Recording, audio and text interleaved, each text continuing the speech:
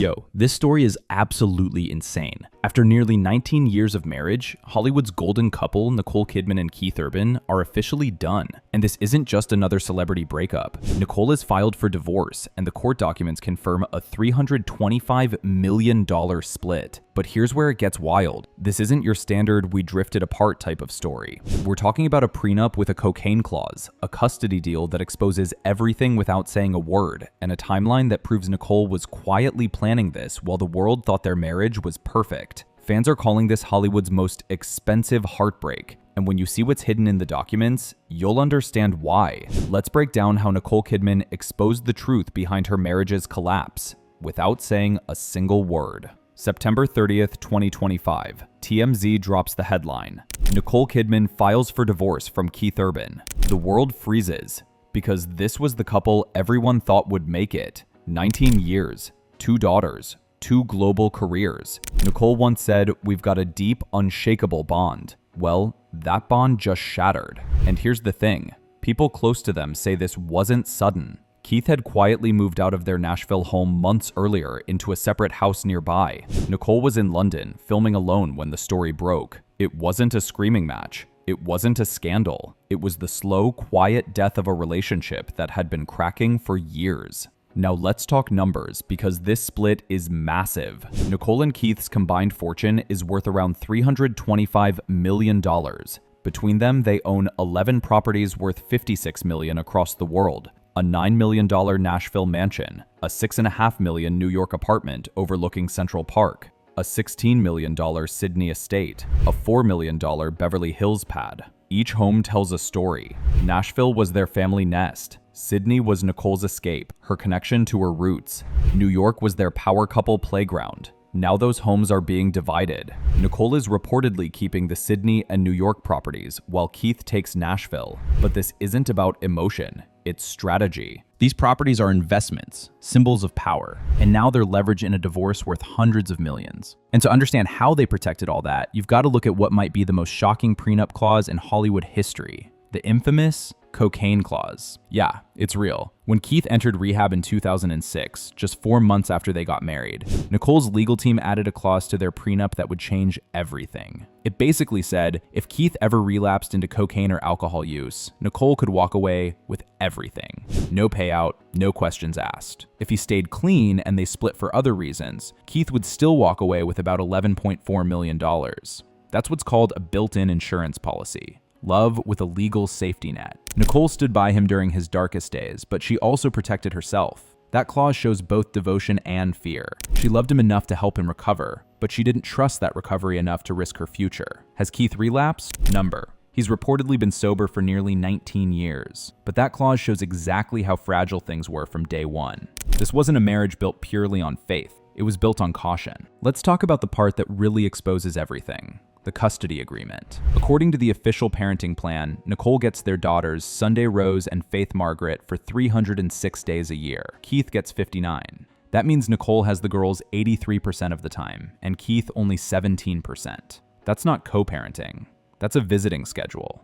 Now, the paperwork doesn't mention substance abuse, doesn't mention danger, doesn't even mention his tour schedule. It just states the numbers: 306 to 59. That alone tells the story. Nicole was the consistent parent. Keith was always away.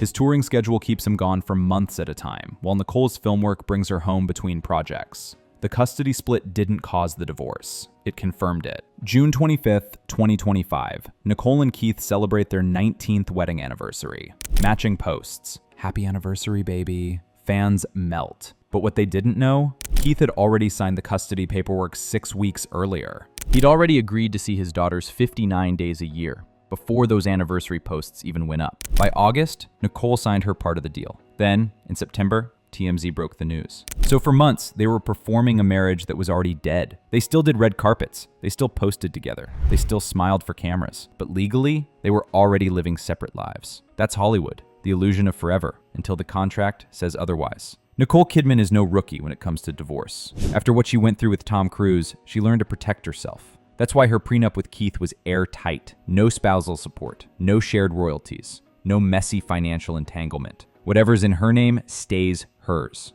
Whatever's in his name stays his. That's why this divorce looks so clean. There's no battle over money. It's all been pre-decided. When they married in 2006, Nicole was already one of the biggest stars in the world, an Oscar winner, a powerhouse. She wasn't going to risk losing that again. So she had her lawyers create a safety net that could handle anything: addiction, infidelity, separation. And now, nearly 2 decades later, that same contract is quietly doing its job. This wasn't a dramatic ending. It was an inevitable one. Keith lives on the road. He's performed hundreds of shows over the past few years. His world is touring, fans, lights, late nights. Nicole lives on set, London, New York, Sydney, one film after another. For years, they said, "We make it work with FaceTime," but you can't FaceTime your way through a marriage. When Nicole started taking on more daring film roles, like those steamy projects that had fans and critics talking, Keith reportedly started pulling back. Remember that radio interview where the host asked about Nicole's sex scenes and Keith just hung up? Yeah, that awkwardness was real. They weren't fighting over drama. They were fighting over distance, emotional and physical. And eventually, that distance won. Here's something a lot of people don't know. Nicole lost her mom, Janelle, in 2024. Her mother's final words to her were, "Take care of yourself, Nikki." Those words hit differently now. Because just a year later, she's in London, alone, filming, grieving, and realizing her marriage is falling apart. That's when something shifted. Friends say she stopped trying to fix everything. She stopped performing for the cameras. After almost 20 years of holding her marriage together, she finally decided to take care of herself. And that, more than anything, is what this divorce represents. Nicole stopped playing savior. She chose herself. When the news broke, social media went crazy. Twitter exploded. Some fans called it Australia's 9/11. Others said Keith threw away the best thing to ever happen to him. But not everyone sided with Nicole. Some said she put her career first and that Keith was the one holding it together. And maybe both are true. 2 huge careers, 2 different worlds, 1 marriage that couldn't stretch any further. But here's what's interesting. Neither of them have said a word. No messy statements, no cryptic posts, no interviews, just silence. And that silence is power. It keeps control of the narrative. It keeps the brand clean. Nicole doesn't need to talk. The court filings speak for her. So what's the truth behind Nicole Kidman's divorce from Keith Urban? It's not scandal. It's structure. Every number in those documents tells a story. The cocaine clause, the 306-59 custody split, the $0 spousal support. It's a marriage that wasn't destroyed overnight. It was dismantled piece by piece. Keith chose the road.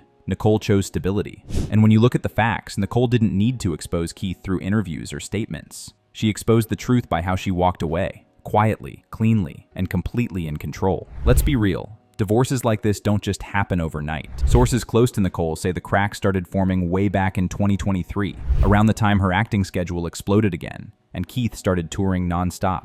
You'd see them on red carpets, looking perfect, smiling, holding hands. But insiders said that once the cameras were off, they were barely talking. Their marriage had become a business. Appear for the cameras, post for the anniversary, protect the brand.